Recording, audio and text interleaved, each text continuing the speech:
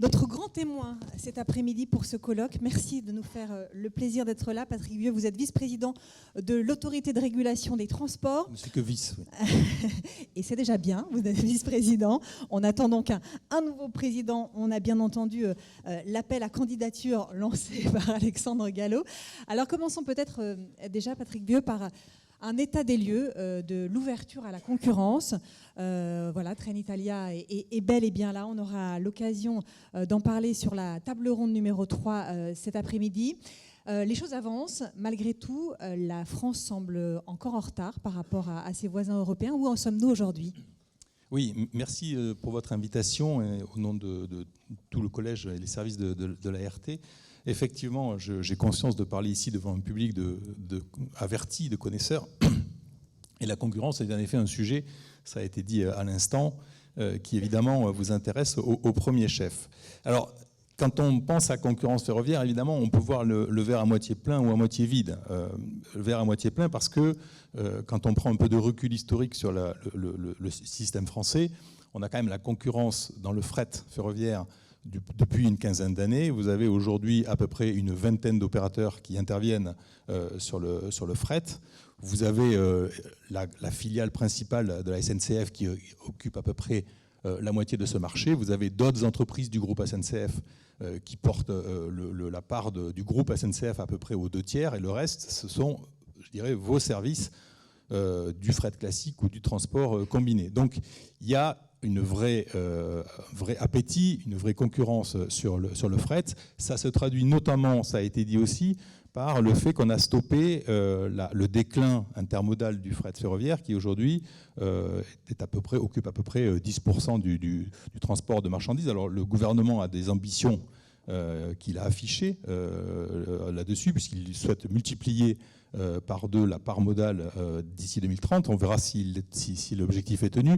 Mais en tout cas, ce qu'on voit à travers cet exemple du fret, c'est que la concurrence a un effet très important, en l'occurrence sur l'efficacité et donc sur le maintien du ferroviaire comme, je dirais, un maillon essentiel de la chaîne de transport. Le sujet du voyageur est plus compliqué. D'abord, il est plus récent. Et là encore, il y a une partie pleine du verre qui est effectivement l'ouverture du marché, donc ce qu'on appelle le service librement organisé, avec effectivement un certain nombre d'acteurs concurrents aujourd'hui de la SNCF. Ça a été cité, Trenitalia, qui exploite des liaisons entre Paris, Lyon et Milan, mais aussi la Renfe qui se prépare pour l'année prochaine à un certain nombre de services entre Marseille et Madrid, ou bien Barcelone non, pardon, c'est Lyon, Barcelone et Marseille-Madrid. J'y arrive. C'est important là aussi parce que, comme vous le savez, vous l'avez vu, l'actualité en Espagne est elle aussi très riche et la SNCF elle-même est présente sur le marché espagnol de manière très, très agressive, avec une concurrence, bientôt à 4 sur ce marché espagnol. Et donc évidemment, ce sont des choses que nous, régulateurs, regardons de très près. Et puis il y a un troisième segment qui est, ça a été évoqué aussi, le transport conventionné, avec donc le rôle des régions. J'ai l'habitude de dire que les régions ont été et restent un acteur absolument clé de la dynamique du marché ferroviaire en France. Elles ont beaucoup investi ces dernières années dans le matériel roulant. Elles sont évidemment un partenaire financier essentiel pour la SNCF.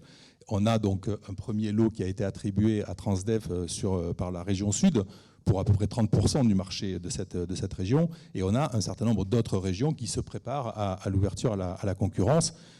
Sachant que toutes les nouvelles conventions qui seront passées à partir de la fin 2023 seront de toute façon forcément passées à la suite d'appels d'offres. Donc la partie pleine du verre, c'est que la concurrence, je dirais, est présente.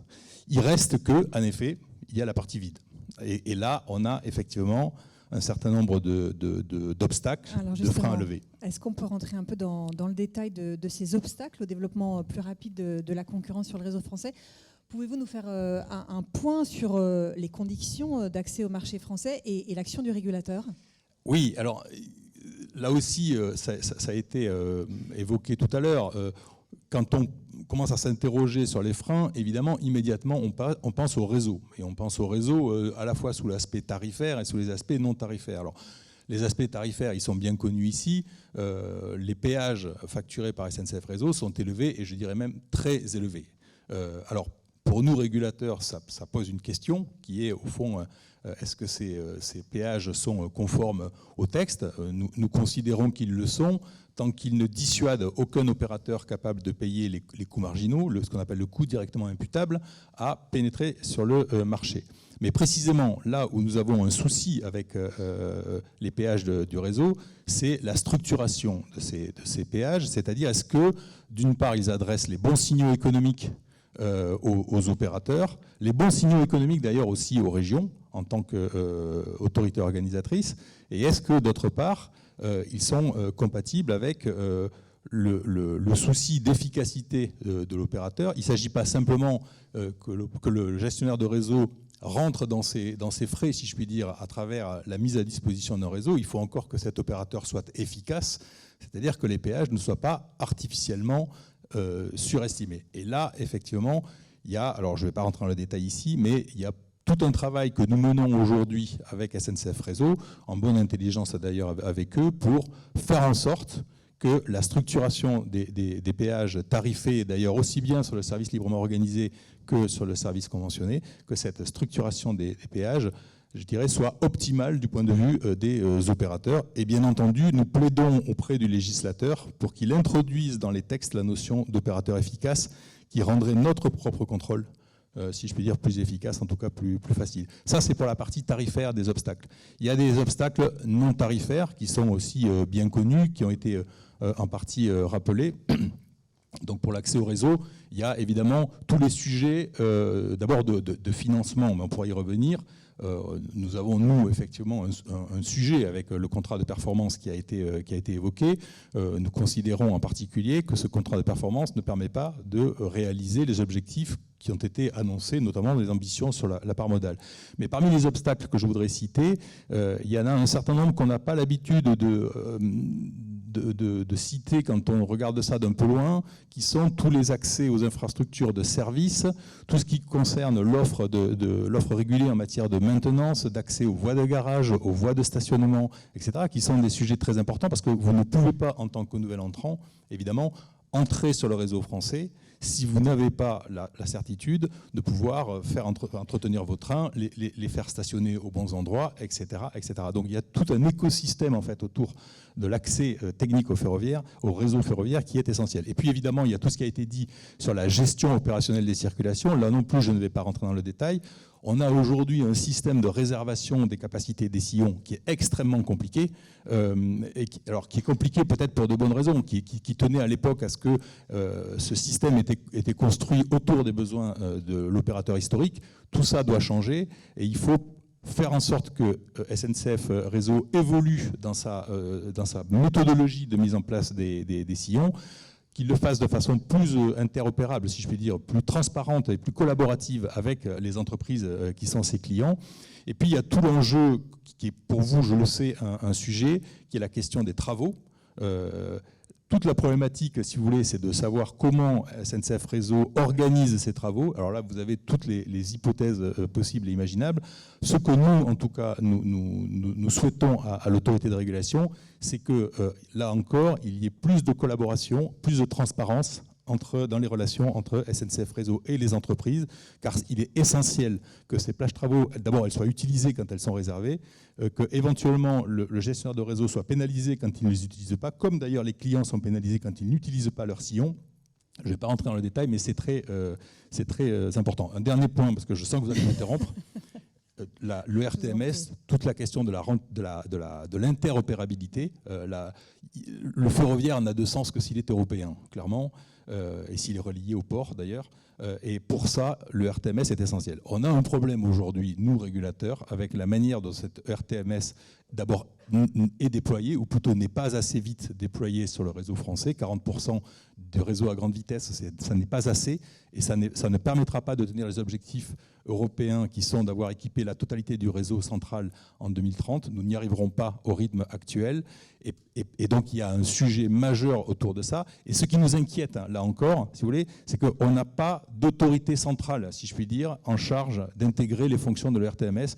On n'a personne, à la différence de ce que fait l'ERA au niveau européen, pour spécifier les standards en fait, que nous souhaitons mettre en œuvre, avec des barrières à l'entrée industrielles, techniques sur lesquelles je n'entre pas, mais qui sont pour nous un souci de préoccupation majeure. Alors j'allais vous interrompre parce que je ne voulais pas qu'on oublie un dernier sujet essentiel et qui concerne tous les acteurs du secteur. Vous l'avez évoqué, c'est l'état du réseau et les priorités en matière d'investissement. Quelle est l'analyse de l'autorité de régulation sur ce sujet, assez rapidement? Alors, je vais essayer d'être bref, simplement pour dire qu'en effet, le réseau est vieillissant. Là aussi, ça nous inquiète. Il existe dans le contrat de performance et chez SNCF Réseau ce qu'ils appellent des indices de consistance des voies qui nous paraissent prendre une évolution dangereuse et risquée. Il y a toute une série de paramètres qui montrent que ce réseau est sous-utilisé et ça nous pose un problème. Et par ailleurs, lorsque vous regardez le dernier audit qui a été fait en 2018 et que vous comparez en fait le scénario qui est prévu dans le contrat de performance en euros constants, en euros d'aujourd'hui, par rapport à cet audit, nous pensons qu'il manque entre 6 et 7 milliards d'euros d'ici 2030 pour arriver à tenir les objectifs de l'audit. Et même en supposant que l'audit 2018 soit généreux, ce dont je ne suis pas sûr du tout, il va manquer de l'argent. Et donc à un moment donné, la question qui va se poser à l'État va être de savoir comment est-ce qu'on remet de l'argent sur la régénération, car c'est de ça dont il s'agit pour travailler. Et je conclus là-dessus parce que c'est important pour nous de le préciser. Nous avons décidé de lancer, là aussi en bonne intelligence avec SNCF Réseau, une étude en fait sur les besoins objectifs du réseau ferroviaire, car je pense que l'un des atouts, si je puis dire, ou l'un des apports de l'autorité, c'est d'objectiver les questions, de les mettre sur la table et de faire en sorte que chacun partage les constats et les diagnostics. Et dans cette étude que nous voulons mener dans les prochaines semaines avec un objectif de publication au début de l'année prochaine, nous souhaitons en fait identifier 2 scénarios. Qu'est-ce qui se passe si les financements sont au fil de l'eau et restent comme ils sont ? Quelles vont être les conséquences techniques sur le réseau? Et inversement, si nous voulons atteindre les objectifs qui sont fixés par le gouvernement, qu'est-ce que ça suppose en termes d'investissement et de financement? Nous voulons faire ce travail, encore une fois, en bonne intelligence avec SNCF Réseau, et nous voulons spécifier là-dedans toutes les problématiques d'aménagement du territoire, de fret, etc., etc. Donc nous aurons des briques thématiques pour préciser les choses. Merci beaucoup Patrick Vieux d'avoir été le grand témoin de ce colloque édition 2022. C'est de tous ces sujets dont nous allons parler maintenant.